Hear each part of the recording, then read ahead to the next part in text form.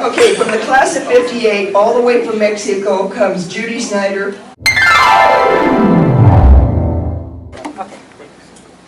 I would like to read this. Actually, I created it for our reunion back in 1998. But I bet not one of you remembers it, and it's still very appropriate. I remember a small growing church in Spring Lake Park, Minnesota, suburbia Minneapolis, a visit by the Oak Grove Choir and a young girl enthralled by the choir. I remember the ensuing months that dragged by as she eagerly waited her freshman year at Oak Grove.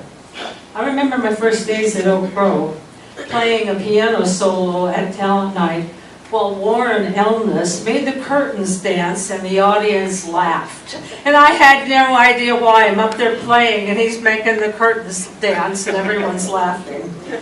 I remember Mr. Hermansley, don't we all? I never really knew him, but he had my attention. And I certainly wouldn't have been found doing anything I shouldn't around him. I remember ice skating at the city rink on cool, crisp evenings. I remember friends. I remember working at Fanny Farmer with Chuck Krabenhoff. I couldn't eat a candy bar for years after acquiring a taste for fine chocolate. I remember walking to work after school at 25 below 0 degrees with the tears running frozen down my cheeks. I remember working out. That was scrubbing floors in someone else's home for money on a Saturday. I remember good friends. I remember music, being a poor saxophone player next to an excellent flute player who was John Yilbesacker. I remember lazy, lonely afternoons in the dorm, the only time I had all week long to miss my family. I also remember after-hour snack parties, sometimes held in our large closet with LaDonna and Anne. I remember getting caught too, and cleaning the attic to pay our dues. I remember Sadie Hawkins Day. I remember beautiful homecoming queens like our own Kathy Heskey and her beautiful attendants, Mary and Gloria. I remember music. Mr. Elness's choice of Bach and other greats. I've never regretted learning to love them. I remember the Snack Shack and Bob, of course, and Nut Goodies and Friends. Spiritual Emphasis Week, always great Bible messages for renewing our spirits. I remember Miss Carrie Moen, who made a correction in the first composition I wrote at Oak Grove. One has really dark hair, not real dark hair. And I never forgot that. I remember great roommates both in the dorm and on choir tour. I remember selling ads for the yearbook, but I wasn't very good at that. And of course, music. Solos, duets, trios, quartets, and of course the choir. I remember piano lessons with Miss Loudon and practicing piano in the attic of the dorm, which some of us visited today. I remember ball games starring Nip and Tuck Leverson and other athletic greats, cheered on by Dick Hughesflone and later Podge and Jenny and Kathy and Chris. I remember music, talent night, class night, recitals, the Oak Grove Hour, talent everywhere. I remember excellence was expected in everything we did. I remember great friends. I remember Miss Jackson, who taught us Bible truths and not to stand in the halls talking to boys. She called it making yourself accessible. She actually told me that personally. I remember church services at Vaunt and UFTA and LEFSA and Dorothy Waffelstead and her friends doing a playful dialogue in that strong Norwegian brogue. I didn't realize that when I returned 25 years later, everyone in Fargo would sound like that to me. Remember choir practice and breaking up into small groups to learn our parts? Miss Kleppe and studies of faraway places. I didn't know then that I'd live 10 years in faraway Brazil and later retire in central Mexico. I remember special friends. I remember Mr. Elness, who commanded our deepest respect with never a word of reprimand. Choir tours, the concerts, the fun, the travel. The only time I was ever in Canada until we drove to Alaska in 1997. Civics class with Mr. Raynham, the military tough one, who was really a nice guy, even if he did call us girls by our last names, which I hated. I liked being Judy better than Gorin. I remember passing notes in class. Can you believe I still have some of them? Yes, Sandy Ophis, I do. Because some of them were from her. I remember Coach Peterson, who thought one of his football players or any of his athletic boys should concentrate more on football and chemistry than on girls. I remember Miss Consterly's patience with me in algebra class. Algebra was not my forte. And I remember peanut butter and pickle sandwiches, open-faced sandwiches for Sunday night supper in the dorm. I actually grew to like them, and I heard somebody else say the same thing today. I remember food from home, and my roommate's home. I remember going to Grafton with Carol Presting, my roommate. We actually made drapes for her mother's living room on one of those trips. I remember Skip Day, a day of casual relaxation with friends, the junior-senior banquet. We all looked so grown up in our formal wear. I remember the sadness of graduation and thinking, is it really over? I don't want it to be. Oh, the memories, but are they only memories? The staff, activities, the music, the friends? No. They are a force, an influence in my life every day of the 59 years I've been away. I carry it all with me. It's a heritage. It is me. Oh, excuse me, Miss Tweeten, it is I.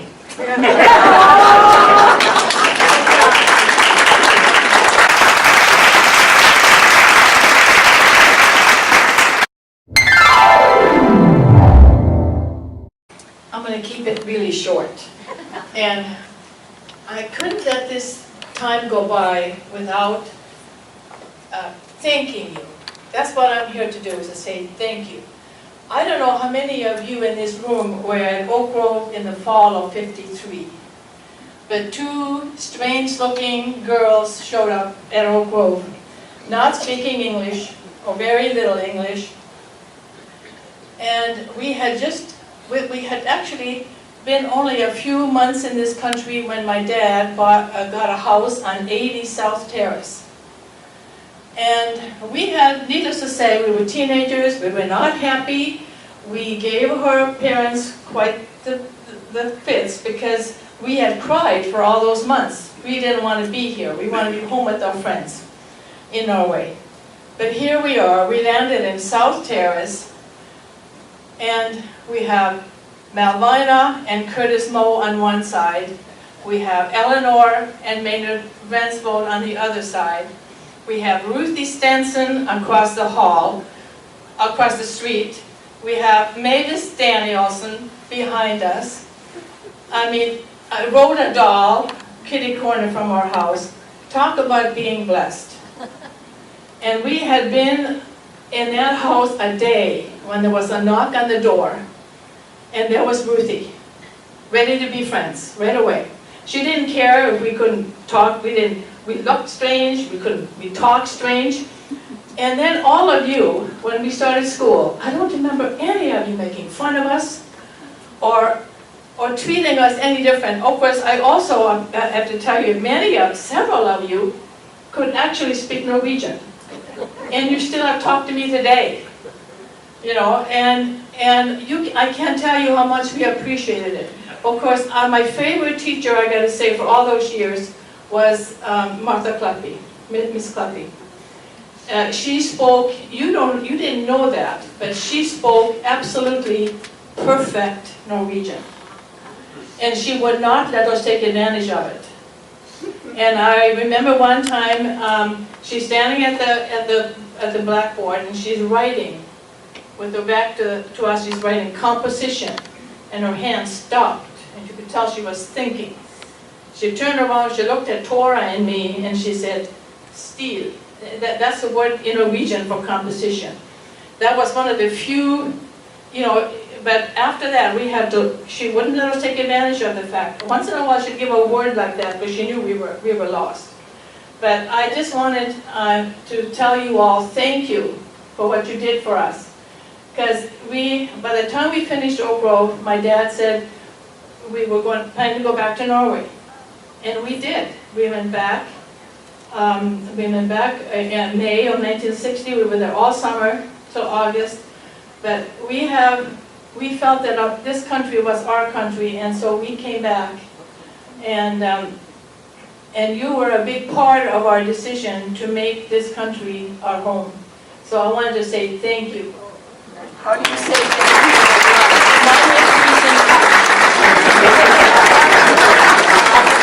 All together to Osa, we say Manga Tusentak. Are you ready? Manga Tusentak. For your friendship, Osa, you and Tora. Okay, this is going to be a crazy time. Watch carefully and listen carefully. I want anybody to stand up who's ever had a knee or a hip replacement. Stand up, if you can. Oh my goodness! Oh my goodness! Sit down. Sit down. Okay, please stand up if you were called to the ministry. If you were called to the ministry. Where's Ornetta? Ornetta's back there. Okay, there you are. Thank you, dear. Thank you. Sit down. Please stand up one more time if you were a cheerleader.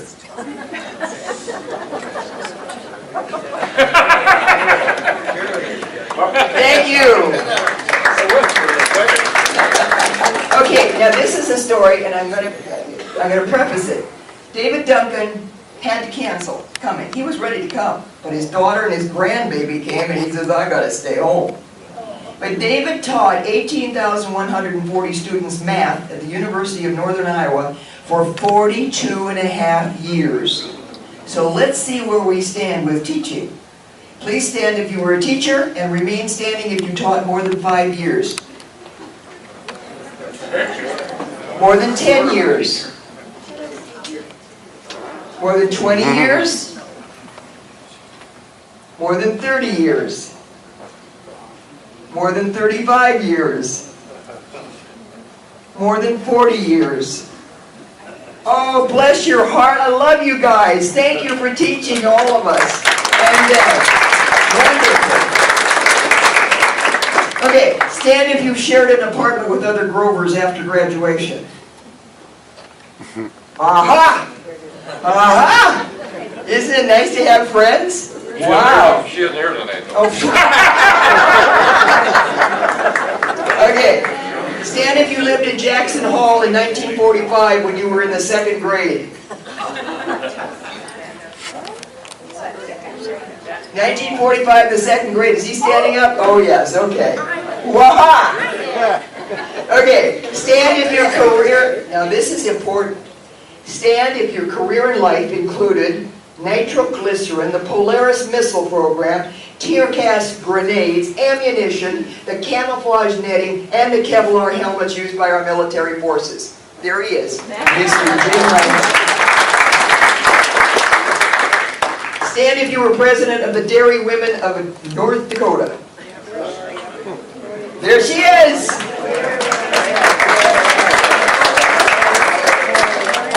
Now stand if you were promoted to emeritus professor.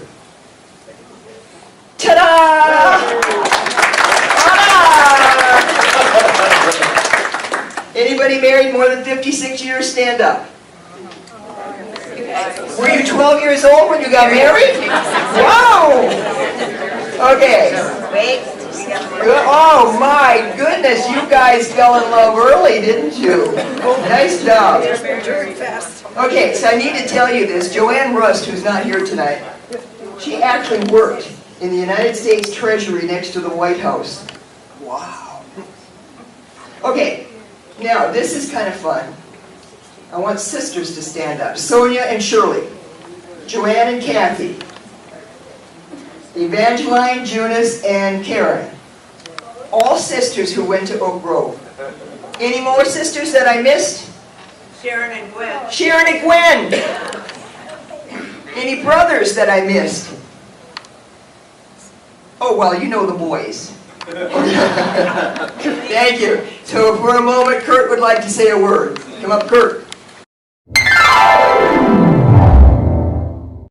These fine speeches, I don't know if mine is very appropriate, but I got a note from a graduate of Oak Grove, I think her name was Alice. Now, I never knew Alice. I don't think she was in our class. Was there an Alice in our class? No. But anyway, she had moved to a new community and needed another dentist, and so she went to got an appointment with a dentist in that town that she moved to, and she was looking around the waiting area, and she saw this diploma on the wall, and she read it and said, "Boy, that name sounds familiar. I went to school with a guy with that name, and I had the biggest crush on him you'd ever believe. He was handsome. He had a great personality. He had black curly hair, and everything about him was he was trim. He was athletic. He was a star of all the teams that were on there, and she was just wondering whether this guy could have been him. And she finally got into the dentist's office, and he was sitting there, and she says, "Oh, this guy, he can't be it." I mean, he had the fattest ass you've ever seen. He was sitting on this stool, and he rolled over it, you know. His hair was balding and stringy. The guy had a terrible personality, a pot belly, much like mine. Anyway, she said there's no way that this guy could be the same guy. So she just let the guy finish the exam, and then she just couldn't help it. She said, did you ever go to Oak Grove? And the dentist says, "Yes, I did, and I'm a proud Grover." And so she said, "Well, I think I might have had a class with you." And he looked at her and he says, "Well, what grade did you teach?"